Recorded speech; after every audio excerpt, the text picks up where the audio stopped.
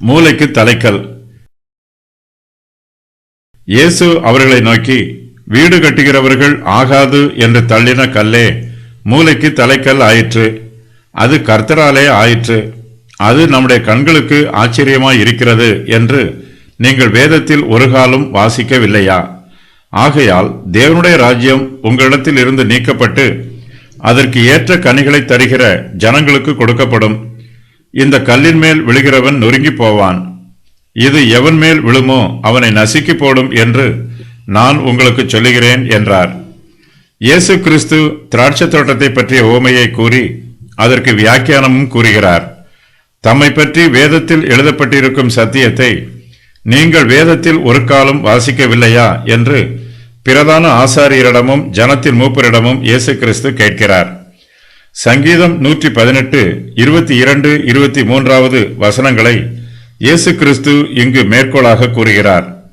இயேசு கிறிஸ்துவை சுற்றியிருக்கும் ஜனங்களும் இதே சங்கீத பகுதியை பயன்படுத்தி தாவீதின் குமாரனுக்கு ஓசன்னா, கர்த்தரின் நாமத்தினாலே வருகிறவர் ஸ்தோத்திரிக்கப்பட்டவர், உன்னதத்தில் ஓசன்னா என்று சொல்லி ஆர்ப்பரிக்கிறார்கள். இந்த சங்கீதம் இயேசு கிறிஸ்துவின் சிநேகிதர்களுக்கும் அவரை பின்பற்றுகிறவர்களுக்கும் ஆறுதலாக இருக்கிறது. கர்த்தரை துதிப்பதற்காக இந்த சங்கீதத்தை பயன்படுத்துகிறார்கள். கர்த்தருடைய சத்துருக்களுக்கு அவருடைய தவற்றை உணர்த்துவதற்கும் அவர்களுக்கு நியாய தீர்ப்பை கொடுப்பதற்கும் இந்த சங்கீத பகுதி பயன்படுத்தப்படுகிறது. கர்த்தருடைய வார்த்தை இருபுறமும் கருக்குள்ள பட்டயம். இது தேவனுடைய பிள்ளைகளுக்கு ஆசீர்வாதத்தையும் ஆறுதலையும் கொடுக்கிறது. தேவனுடைய சத்துருக்களுக்கோ எச்சரிப்பையும் நியாய தீர்ப்பையும் கொடுக்கிறது. தோட்டக்காரர்கள் குமாரனை திராட்சை தோட்டத்திற்கு புறம்பே தள்ளி கொலை செய்து விடுகிறார்கள். அதுபோலவே வீடு கட்டுகிறவர்களும் ஒரு கல்லை ஆகாதது என்று தள்ளி விடுகிறார்கள். அவர்கள் ஆகாதது என்று தள்ளின கல்லே மூலைக்கு தலைக்கல் ஆயிற்று. தங்களுடைய ஆலயத்தில் அவர்கள் இயேசு கிறிஸ்துவுக்கு எந்த ஒரு ஸ்தானத்தையும் கொடுப்பதற்கு அனுமதிக்கவில்லை. அவரை ஆலயத்தை விட்டு வெளியேற்றி விடுகிறார்கள். உடைந்த பாத்திரத்தை போல் அவரை தூக்கி எறிந்து விடுகிறார்கள். கட்டடம் கட்டுவதற்கு ஆகாதது என்று தள்ளப்படும் கல் பாதையிலே தள்ளி எறியப்படும். பின்பு அந்த கல்லே பலரும் இடறி விழுவதற்கு ஏதுவான கல்லாகிவிடும். வீடு கட்டுகிறவர்கள் ஆகாதது என்று தள்ளின கல்லே மூலைக்கு தலைக்கல் ஆயிற்று. திராட்சை தோட்டத்து எஜமான் தன் குமாரனை கொலை செய்த கொடியரை கொடுமையாய் அழித்து தன் திராட்சை தோட்டத்தின் பொறுப்பை வேறே தோட்டக்காரரிடத்தில் கொடுப்பார். யூதர்கள் இயேசு கிறிஸ்துவை தேவகுமாரனாக அங்கீகரியாமல் அவரை புறக்கணித்து விட்டார்கள். புறஜாதியாரோ அவரை தங்கள் இரட்சகராகவும் ஆண்டவராகவும் அங்கீகரித்து ஏற்றுக்கொள்கிறார்கள். கிறிஸ்து எல்லோருக்கும் எல்லாமுமாக இருக்கிறார். வீடு கட்டுகிறவர்கள் ஆகாதது என்று தள்ளின கல்லே மூலைக்கு தலைக்கல் ஆயிற்று.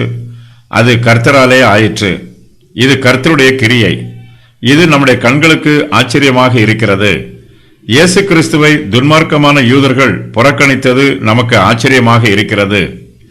அதுபோலவே புறஜாதியார் இயேசு கிறிஸ்துவை அங்கீகரித்து கனப்படுத்துவதும் நமக்கு ஆச்சரியமாகவே இருக்கிறது. மனுஷரால் புறக்கணிக்கப்பட்டவர் ராஜாக்களால் அங்கீகரிக்கப்படுகிறார். இது கர்த்தராலே ஆயிற்று. இயேசு கிறிஸ்து திராட்சை தோட்டத்தை பற்றிய உவமையை கூறும்போது பிரதான ஆசாரியரும் ஜனத்தின் மூப்பரும் தோட்டக்காரருக்கு என்ன தண்டனை கொடுக்க வேண்டும் என்று தீர்மானிக்கிறார்கள். அதே தண்டனையை இயேசு கிறிஸ்து அவர்களுக்கே கொடுக்கிறார். இந்த தண்டனையில் 2 பகுதிகள் உள்ளன. ஒன்று, திராட்சை தோட்டத்தின் எஜமான் தன் குமாரனை கொன்று போட்ட கொடியரை கொடுமையாய் அழிப்பார்.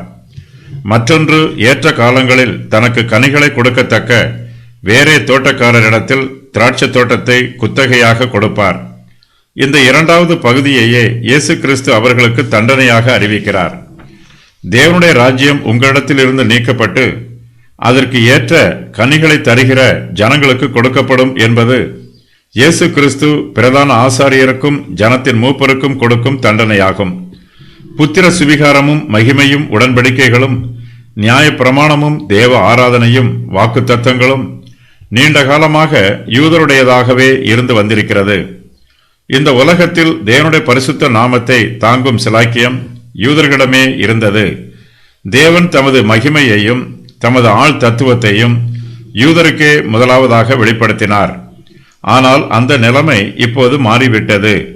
யூதர்கள் தங்களுக்கு கொடுக்கப்பட்ட சிலாக்கியங்களை காத்துக்கொள்ள தவறிவிட்டார்கள். ஆவிக்குரிய காரியங்களில் கனியற்றவர்களாக இருக்கிறார்கள். தங்களுடைய சிலாக்கியங்களை சரியாக பயன்படுத்தாமல் கிறிஸ்துவின் சுவிசேஷத்திற்கு எதிர்த்து நிற்கிறார்கள். ஆகையினால் தேவனுடைய கோபம் இவர்கள் மீது இறங்கி வந்திருக்கிறது. இயேசு கிறிஸ்து பிரஜாதியாரை அங்கீகரிக்கிறார். தம்முடைய காணியாட்சிக்கு புறம்பாக இருந்தவர்களை இப்போது தம்முடைய ராஜ்யத்திற்குள் அழைத்து வருகிறார். தேவனுடைய திராட்சை தோட்டத்தில் ஒரு திராட்சை செடி பிடுங்கப்பட்டால் வேறொரு இடத்தில் மற்றொரு செடி நாட்டப்படும். இஸ்ரவேலின் வீழ்ச்சி பிரஜாதியாருக்கு ஆசீர்வாதமாயிற்று. யூதர்கள் இதுவரையிலும் கனி கொடுத்ததை விட புறஜாதியார்கள் இப்போது நற்கனிகளை தாராளமாக கொடுக்கிறார்கள். இந்த மாற்றம் உண்டாகும் போது இதனால் தேவனுக்கு இழப்பு இல்லை, யூதருக்கே இழப்பு உண்டாயிற்று. இயேசு கிறிஸ்து மூலைக்கு தலைக்கல்லாக இருக்கிறார். இந்த கல்லின் மேல் விழுகிறவன் நொறுங்கி போவான். இது எவர் மேல் விழுமோ அவனை நசுக்கி போடும். இயேசு கிறிஸ்து இந்த பூமியில் தம்முடைய தாழ்மையில் தம்மை வெளிப்படுத்தி இருக்கிறார். ஒரு சிலர் தங்களுடைய அறியாமையில் இந்த சத்தியத்தை புரிந்து கொள்ளாமல் இயேசு கிறிஸ்துவின் மீது இடறி விழுகிறார்கள். வேறு சிலரோ தங்களுடைய ஆவிக்குரிய குருட்டுத்தன்மையினாலும் கவனக்குறைவினாலும் இந்த கல்லின் மீது விழுகிறார்கள். இந்த கல்லின் மேல் விழுகிறவன் நொறுங்கி போவான் என்று வேதம் தெளிவாக சொல்லுகிறது. பாவிகளுடைய அவிசுவாசமே அவர்களுக்கு அழிவை தரும். இயேசு கிறிஸ்து தமது மகிமையை வெளிப்படுத்தும் போது அது பாவிகளுக்கு இடையூறாக இருக்கிறது. வீடு கட்டுகிறவர்கள் ஆகாது என்று தள்ளின கல் மூலைக்கு தலைக்கல்லாக உயர்த்தப்பட்டிருக்கிறது. இது எவர் மேல் விழுமோ அவனை நசுக்கி போடும். மூலைக்கு தலைக்கல்லாக இருக்கும் கல்லை யாராவது ஒருவர் தங்கள் தலையின் மீது இழுத்து போட்டால் அது அவர்கள் மீது விழுந்து அவர்களை நசுக்கி போடும். கிறிஸ்துவின் ராஜ்யத்தை அழித்து போட வேண்டும் என்று ஒரு சிலர் முயற்சி பண்ணுகிறார்கள். தேவ ராஜ்யத்தை அகற்றி போட வேண்டும் என்பது இவர்களுடைய நோக்கம். கிறிஸ்துவின் ராஜ்யம் இவர்களுக்கு பாரமான கல்லை போல இருக்கிறது. இந்த கல்லின் மேல் இவர்கள் விழுந்தாலும் நொறுங்கி போவார்கள். இந்த கல் இவர்கள் மீது விழுந்தாலும் இவர்கள் நசுங்கி போவார்கள். தேவனுடைய ராஜ்யத்திற்கு விரோதமாக நிற்கிறவர்கள் அழிந்து போவது நிச்சயம். ஆகையினால் தேவனுக்கு விரோதமாக நமது இருதயத்தை ஒருபோதும் கடினப்படுத்தக்கூடாது.